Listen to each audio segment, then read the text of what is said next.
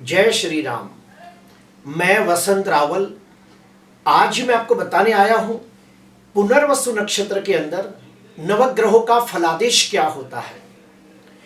जन्म कुंडली का सटीक फलादेश करना हो तो सिर्फ ये न देखा जाए कि ग्रह कौन सी राशि में बैठा है, बल्कि ये भी देखना चाहिए कि ग्रह कौन से नक्षत्र में बैठा है और कौन से चरण में बैठा है। एग्जाम्पल के तौर पे अगर किसी व्यक्ति की जन्म कुंडली के अंदर गुरु कर्क राशि में बैठा हो तो हम कहते हैं कि गुरु उच्च का हो गया, अच्छी बात है। लेकिन साथ ही साथ हमें यह भी देखना होता है कि गुरु ग्रह पुनर्वसु नक्षत्र में बैठा है या पुष्य नक्षत्र में बैठा है या आश्लेषा नक्षत्र में बैठा है और कौन से चरण के अंदर बैठा है, तब जाके हम उसका सटीक फलादेश कर पाते हैं। आज के वीडियो में मैं आपको सबसे पहले बताऊंगा पुनर्वसु नक्षत्र के बारे में थोड़ी सी जानकारी।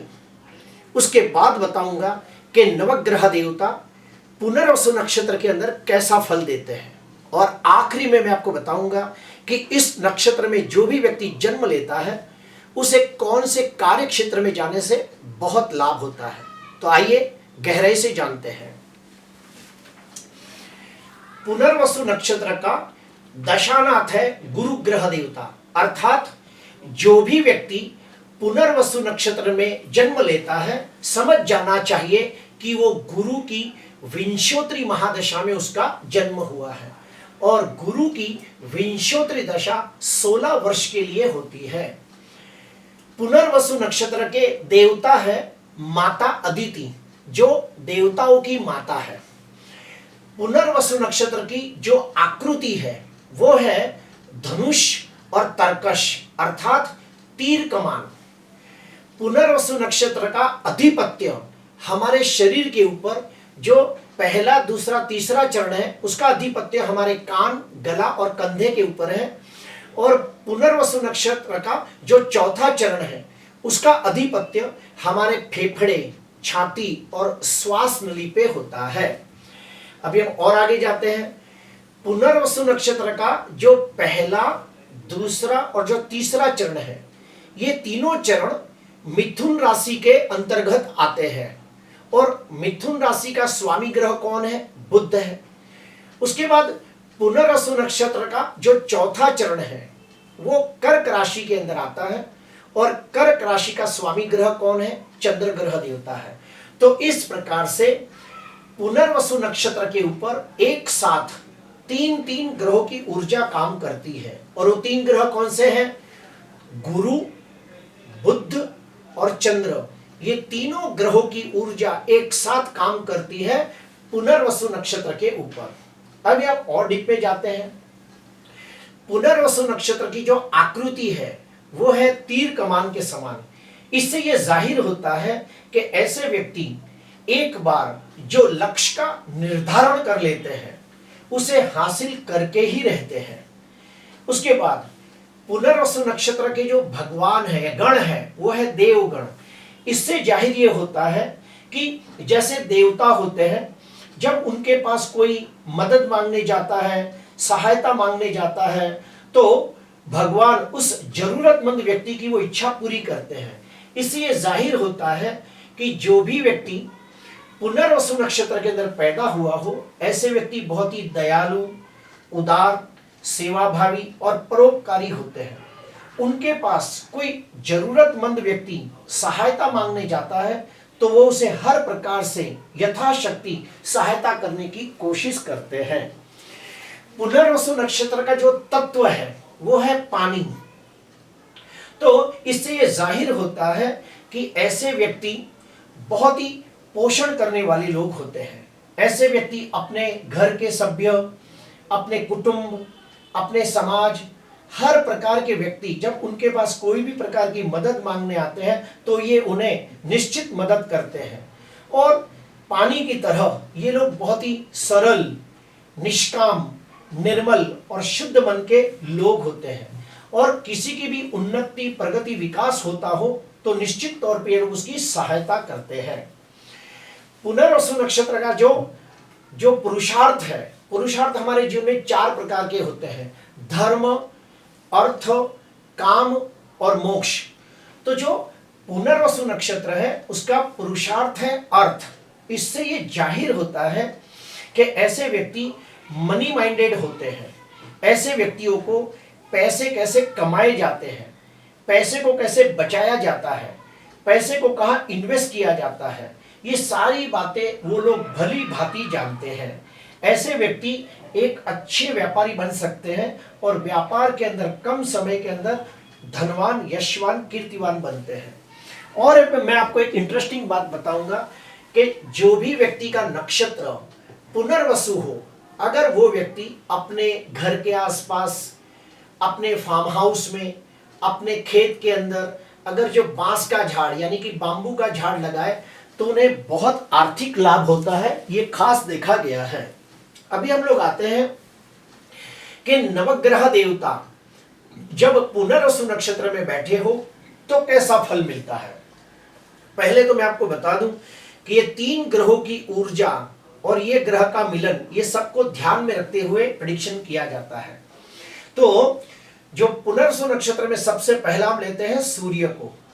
अगर सूर्य ग्रह पुनर्वसु नक्षत्र के अंदर बैठा हो तो निश्चित तौर पे बहुत अच्छा फल देता है। क्यों? क्योंकि जो सूर्य है उसका दशानाथ गुरु के साथ मित्रता का संबंध होता है। सूर्य बुध के साथ बुध आदित्य योग बनाता है।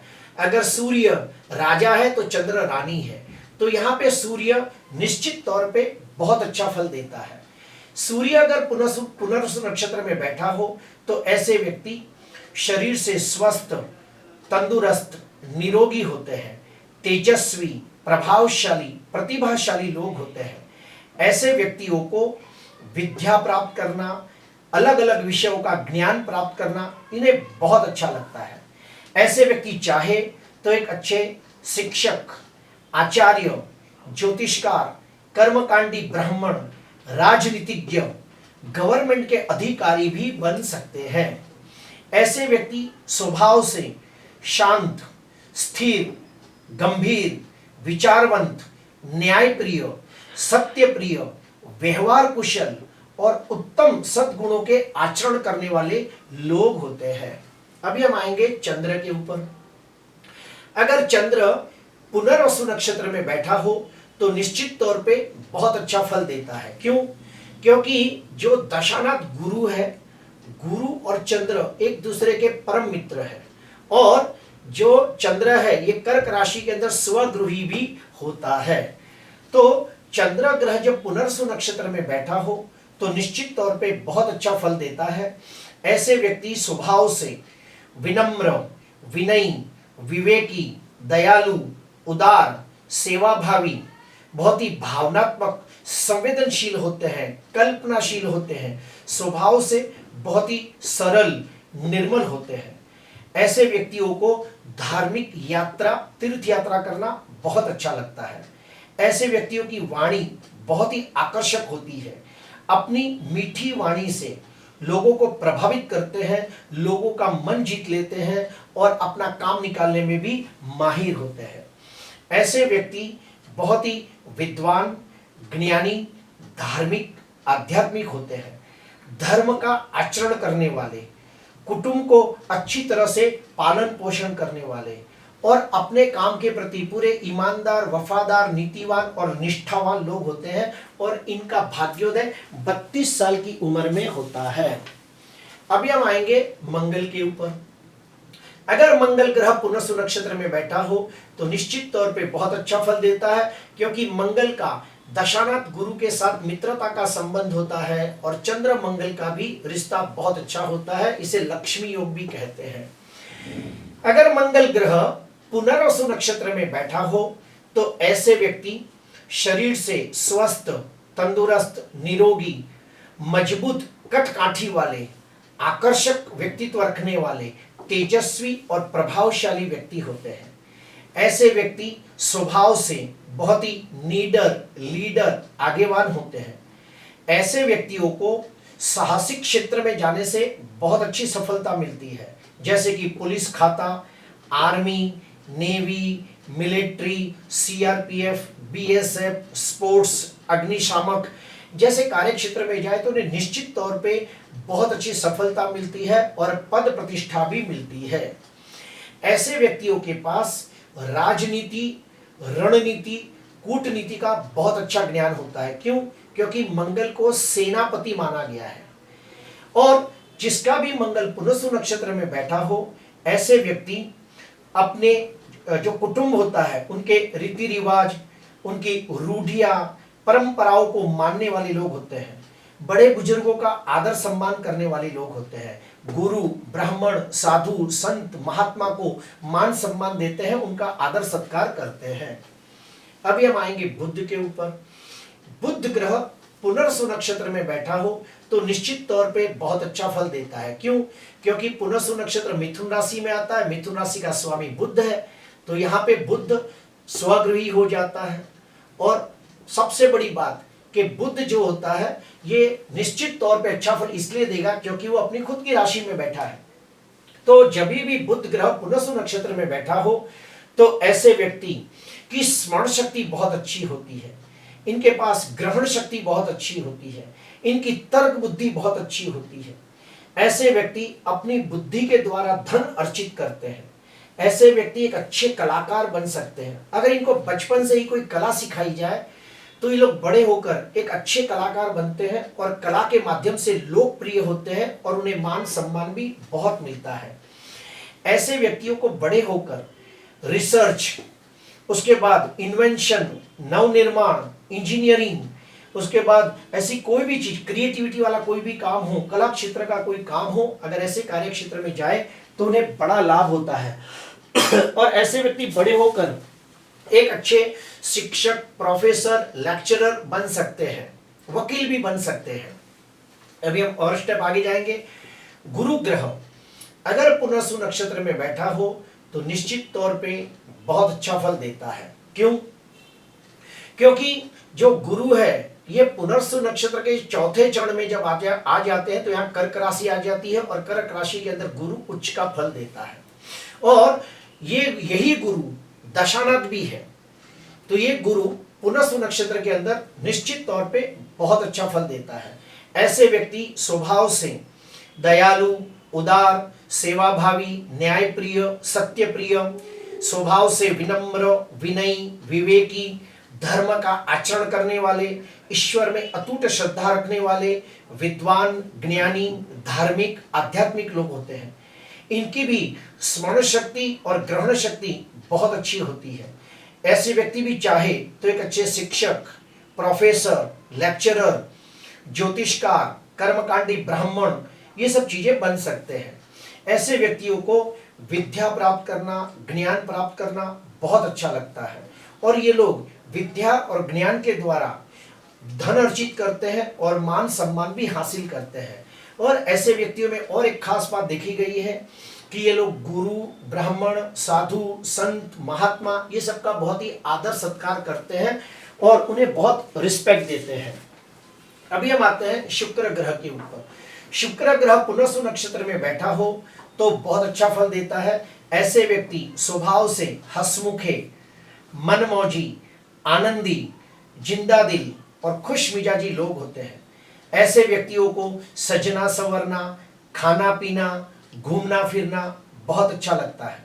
ऐसे व्यक्ति चाहे तो एक अच्छे लेखक, कवि, dancer, singer, actor, choreographer, makeup artist, नाटक कलाकार, डायरेक्टर, प्रोड्यूसर, वाजिंत्र वादक, फैशन डिजाइनर जैसे कार्य क्षेत्र में जाए तो उन्हें बड़ा लाभ होता है और मान सम्मान भी प्राप्त होता है। ऐसे व्यक्तियों में और एक खास बात देखी गई है कि इन्हें अत्तर, परफ्यूम, पाउडर, ये सब चीजों से बहुत लगाव होता है। ये लोग बाहर भी जाते हैं तो मेकअप करके जाते हैं। ऐसे व्यक्ति एक अच्छे मार्गदर्शक होते हैं और अगर ऐसे व्यक्ति तंत्र विद्या का ज्ञान प्राप्त करे तो कई दुखियों का दुख दूर कर सकते हैं। ये लोग एक अच्छे तांत्रिक भी बन सकते हैं। अभी हम आएंगे शनि के ऊपर। शनि ग्रह पुनर्वसु नक्षत्र में बैठा हो तो मध्यम फल देता है। ऐसे व्यक्ति अपनी जिम्मेदारियों के प्रति पूरे ईमानदार, वफादार, नीतिवान होते हैं। ऐसे व्यक्ति अपनी मेहनत से, अपनी काबिलियत से, अपने दम खम पर शून्य में से सर्जन करने वाले लोग होते हैं। ऐसे व्यक्ति धीमी गति से आगे बढ़ते हैं, लेकिन जीवन के उत्तरार्ध में सर्व प्रकार के भौतिक सुख और सांसारिक सुखों की प्राप्ति करके समाज के अंदर मान सम्मान पद प्रतिष्ठा पूर्वक अपना जीवन व्यतीत करते हैं। ऐसे व्यक्तियों में और एक खास बात देखी गई है कि ये लोग न्याय के लिए किसी के भी साथ लड़ सकते हैं, किसी के भी साथ उलझ सकते हैं। ऐसे व्यक्तियों में और एक खास बात देखी गई है कि ये लोग जन कल्याण के कार्य के लिए या फिर सेवा के कार्य के लिए या फिर पशुओं के देखभाल के लिए कोई भी अच्छा काम करे तो इन्हें बड़ा लाभ होता है और इनके जीवन को सार्थकता प्रदान होती है। उसके बाद आते हैं राहु। अगर राहु ग्रह पुनर्वसु नक्षत्र के अंदर बैठा हो तो ऐसे व्यक्ति अत्यंत चालाक, चतुर, होशियार होते हैं। इनके पास रणनीति, राजनीति, कूटनीति का बहुत अच्छा ज्ञान होता है। ये लोग शत्रुओं के ऊपर विजय प्राप्त करने के लिए कोई भी प्रकार की नीति का इस्तेमाल कर सकते हैं। शाम, दाम, दंड, भेद जैसी कोई भी नीति का इस्तेमाल करके ये शत्रु को परास्त करते हैं, इसीलिए इनको शत्रुंजय भी कहते हैं। राहु अगर पुनर्वसु नक्षत्र में बैठा हो तो इनमें और एक बात देखी गई है कि ऐसे व्यक्ति अगर देश विदेश की यात्रा करने जाए तो उन्हें लाभ होता है। अगर ये लोग का भाग्योदय करना हो, यानी कि ये कह सकते हैं कि इनका भाग्योदय जन्म स्थान से दूर जाने से होता है, विदेश में जाने से इनका भाग्योदय होता है। ऐसे व्यक्तियों को इंपोर्ट एक्सपोर्ट का बिजनेस या फिर इलेक्ट्रॉनिक का बिजनेस या फिर कोई मिलावट वाला बिजनेस करे तो इन्हें बड़ा लाभ होता है। अगर राहु ग्रह पुनर्वसु नक्षत्र के अंदर बैठा हो तो उन्हें कायदा, कानून, कोर्ट कचहरी जैसे कार्यों के अंदर बहुत जल्दी सफलता प्राप्त होती है। अभी हम आएंगे केतु। केतु अगर पुनर्वसु नक्षत्र में बैठा हो तो बिल्कुल अच्छा फल नहीं देता। ऐसे व्यक्ति का जीवन कठिनाइयों से भरा होता है, बहुत ही संघर्षों का सामना करना पड़ता है और ऐसे व्यक्तियों का भाग्योदय भी जन्म स्थान से दूर जाने से होता है। और एक बात देखी गई है कि जिसका भी केतु पुनर्वसु नक्षत्र में बैठा हो, उनके बुढ़ापे में उनके संतान उनसे बहुत दूर चले जाते हैं। इन्हें बुढ़ापे में कोई बड़ा असाध्य रोग भी हो सकता है, जैसे कि कैंसर, ऐसी सब बीमारी हो सकती है और इन्हें अपने रिश्तों के अंदर बार बार धोखा और विश्वासघात होते देखा गया है। अभी हम लोग जानेंगे कि जो भी व्यक्ति पुनर्वसु नक्षत्र में पैदा हुआ हो उन्हें कौन से कार्य क्षेत्र में जाने से लाभ होता है। तो सुनिए, पुनर्वसु नक्षत्र में जन्मे व्यक्ति एक अच्छे व्यापारी बन सकते हैं, फाइनेंस के क्षेत्र में जा सकते हैं, बैंक के कर्मचारी बन सकते हैं।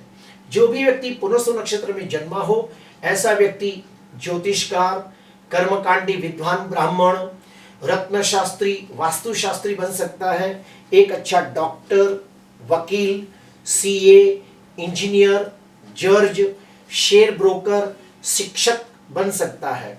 ऐसे व्यक्ति एक अच्छे प्रोफेसर, कोचिंग क्लासेस खोले तो भी अच्छा चलता है, आचार्य बन सकते हैं, रत्नशास्त्री बन सकते हैं, स्टेट एजेंट का काम करे तो उन्हें फायदा होता है, कपड़े के व्यापारी बने या फिर प्रोविजन स्टोर खोले, बीमा एजेंट बने, कथाकार, धर्मगुरु, प्रवचनकार, ये सब काम करे तो भी उन्हें बड़ा लाभ होता है। जो भी व्यक्ति पुनर्वसु नक्षत्र में जन्मा हो उसे पानी, कोल्ड ड्रिंक, आइसक्रीम जैसी दुकान खोले तो भी उन्हें लाभ होता है। प्रिय दर्शकों, पुनर्वसु नक्षत्र में जो भी व्यक्ति पैदा होता है वो बहुत ही विद्वान, ज्ञानी, धार्मिक, आध्यात्मिक होता है और मुहूर्त शास्त्र के अंदर पुनर्वसु नक्षत्र को बहुत ही मान सम्मान की नजरों से देखा जाता है। तो आप पुनर्वसु नक्षत्र के अंदर कोई भी धार्मिक, आध्यात्मिक कार्य भी करो, मांगलिक कार्य करो तो भी बहुत लाभ होता है। आज के लिए बस इतना ही। आपको अच्छा लगा हो तो जरूर लाइक करना, सब्सक्राइब करना। नमस्कार।